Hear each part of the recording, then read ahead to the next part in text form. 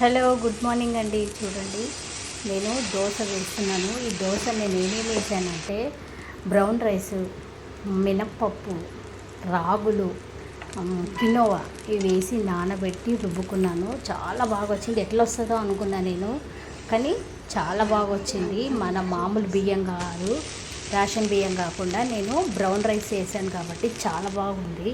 Taste కూడా super ఉంది. ఇది హెల్త్కి కూడా చాలా మంచిది. రాగులు కూడా చాలా మంచివి కదండి. ఇగో రాగులు అన్నీ, దోసకాయ పచ్చడి కూడా చేసుకున్నాను. చాలా బాగుంది. హెల్త్కి అయితే చాలా మంచిది. మీరు కూడా ట్రై చేయండి. నేను వీటికి ఏవేవి ఎట్లా వేసాను అనేది ఒకసారి చూపిస్తాను. సేమ్ అవేనండి, 4 వేసి చేసా. చూడండి కలర్ కూడా ఎలా ఉందో రాగులది. దోశ అయితే సూపర్. దోసకాయ పచ్చడితో తింటున్నాను. చాలా బాగుంది.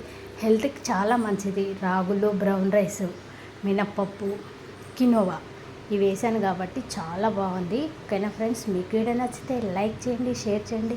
బాయ్.